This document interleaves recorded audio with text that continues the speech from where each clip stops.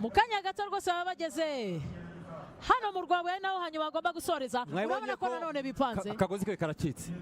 Ubu none umwanya wo kuzura umuhanda kubera ko tugiye gushaka iki position, tugiye gushaka position. Ni bande bazamutse rero? Ngiyo Movistar yazamutse, ngabasore muri Sudari Quick Step Alpha NSN nimera kurikira ugiye wese kubera ko niyo ya protection. Niba urebera neza NSN ejo afashe ejo afatiye uburyo, yafashe uruhande rw'iburyo. NSN ifashe umwanzo wo kujya gusubira mu ruhande rwabo none rw'ubumoso. Ngari ya hirya rero Istanbul yazamutse kubera ko umukinyi wa kabiri ni waki ni wa Istanbul. Ubu rero n'umwanya mwiza. Movistar yazamutse ejo twaramuze nde Novak.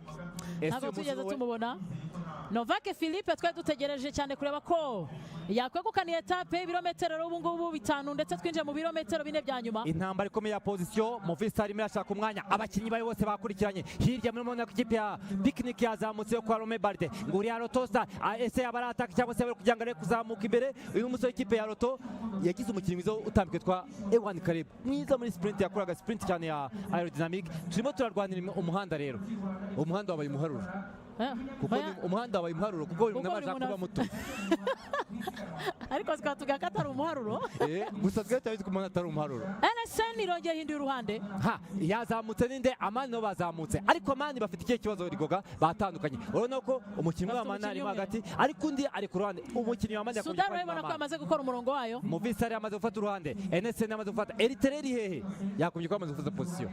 Uko ngubu ni umwanya wo kugana za UPI buri muntu UPI buri muntu arashinga idarapo ryiza. Movistar NSN aha rero nigende twabwiraga icyambere harimo aba bakinnyi b'ikono ri imbere barimo barwanira position, nuguha gushaka uburyo ikipe ayishyira mu murongo mwiza. Icyakabiri gikurikiraho nuko agomba gutanga acceleration, nukuvuga ngo uyu nguye maranyongera kuri uriya uze kurira mu kanya. Reba ibirometero 3 bya nyuma Kayishema zera nuko ziremewe nta kibazo kirimo. Ikibi nuko wakura ukuboko kuki kwigare. Ibirometero 3 bya nyuma rero reka turebe igare kuko Movistar yasaze aha barahageze. Bagiye kugeraho tugiye gusoreza etape ya kabiri ya Tour du Rwanda. Tugeze mu Rwabuye, ngabo bibaze kwambuka cyakiro cyo mu Rwabuye rero. Bagiye kuzamuka byose bigomba kwera kuri mize hariya, kuri mize y'imibereho hariya. Ngiyo rero ni Movistar yazamutse, umukinnyi wa Amani urugerageje ayisavaho, twacyafite ikipe ya NSN zamukaye na Movistar. Ibirometero 3 bya nyuma tugiye kumenya ugiye kwegukana etape ya kabiri ya Tour du Rwanda. Mariwe arahishe kubera ko ari umukinnyi w'ikipe ya Sudari mu gusa ari hafi aho ngaho. Yego ari hafi. Hazamutse nande rero n'uwambaye mayo y'umutambitsi. Tugeze rero muri zaki kakanu kazamuka kajya kuri mize. Aha rero niho byose bigiye gutangira kubera kuko niba ari umushaka gutsinda cyo kwita solo ari wenyine byose goma gutekerezwa ngaha. Nibyo kuko twarabibonye 2019 Mero Kudus yiyambura abagenzi be arazamuka arazagera hano arasoza. Tugeze kuri mize, igisigaye rero buri umwe agiye kurwana n'amagara ye. Ubu ikintu basigaranye ni ukugera no kuri stade Huye. Ikiza rero n'ukwirinda ko bagera hariya uwakagombye kwa kuzataka yakombye kwa korera ngaha afite imbaraga zizamuka ngaha. Reka turebe rero peloto yose iracyari kumwe. Ibirometero 2 bya nyuma Kayishema bigezeho. Kilometero 2 za nyuma tutazamuka kuri mize kubashaka kumenya neza aho byose bera. Ngiyo rero mize imibereho peloto yose iracyarimo, nta muntu n'umwe uri kumwe n'undi. Ngaho rero turebe akaba inyuma nuko hatangiye kuba bagare. Ndabona abo muri mix baracyahari, abasore bose baracyarimo, ndabona imbere hariya bose bariteguye kugira ngo twinjire muri cya gisenya cyo kureba ese ninde uza gutwara iyi etape. Aha ni nyuma ya peloto ahite batatu barasigaye kubera ko acceleration ibaye. Ndabona mumeze nka Genda Jemi, gusa tubabwira ko peloto yose iracyari kumwe. Ikirometero cya nyuma rero ninde ugiye kwegukana. Urabona ko kuri finish show bamaze kwitegura, abantu bose bategereje kumenya ugiye kuzamuka kuri mize agaca kuri gare ya Huye agaca kuri stade yinjira muri finish line. Iki moto kirahageze. Ngiyo rero ikaba ari moto moto zerekana ko byose byarangiye. Turacyari kuri gare ya Huye. Ngabo rero abakinnyi bacyazamuka hariya tugiye kujya kuri gare ya Huye. Akaba ari umukinnyi wamaze kwataka. Reka turebe niba ninde uyuje kuko aje kureba niba byakunda. Nabwiye ko hano kuri gare ya Huye kuri mize niho byose bigomba kubera. Yakoze atake ndabona yambaye imyenda y'ubururu nk'umukinnyi wo muri Sudani. Reka turebe niba peloto ikomeza itakora reaction nibande gukurura rero. Akaba rero amaze yamaze kwinjira n'ubundi yasizeho umuhanda ujya mu karere mu ntara y'uburengerazuba ugira Rusizi. Ari kuzamuka stade. Yazamutse ajya gushaka stade. Peloto imwe yamuri imbere ye. Peloto ndabona abakinnyi batatu bari gukura bashaka kuja. Mayo Jone ari hehe?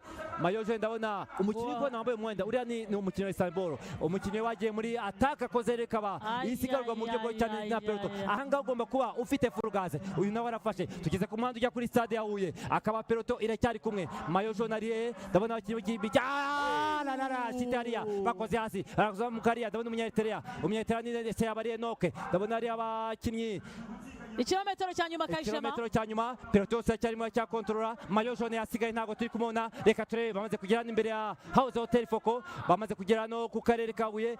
Reka turebe rero ninde Peloto yose controle ntago bashaka kuba bakina umukino umwe cyagenda umwe. Reka turebe rero Eritrea yageza kwa Axel ko bahita ufunga umuhanda. Urabona New Guard defense bwiza arimo arazamuka Umunyaeritrea yigira imbere gatoya. Amaze kujya ku mwanya wa kane. Yaba ari Enoke yaba amatage kubyara amavuta.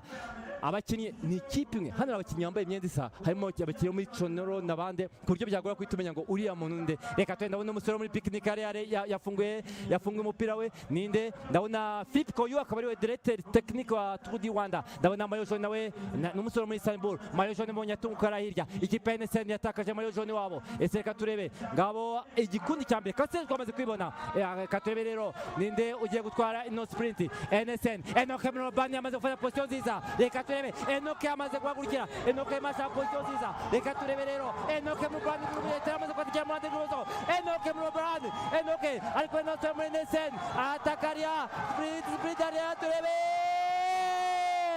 NSN akaba rero NSN nyuma yo gutwara leta ya Rwamagana. NSN basaba n'igizani etape ya Huye. Enoke Murobani yafuze position nziza muri metero za nyuma. Birangiye rero Enoke abaye uwa gatatu gukora etape kurangiye. Etape rero ikaba yegukanywe n'ubundi ikipe ya NSN kuko bazamutse babona ko Mayo Jone wabona ubundi adafite uburambe mu kuba yazamuka ngo Mayo Jone wamaze kuhagera. Birangira rero NSN aribo begukanye. Enoke abuze position. Enoke biranze baramufunze ikintu bakoze ikintu bamukoze kuko bari babizi neza ko Enoke ari umukinnyi wo kutikoreza.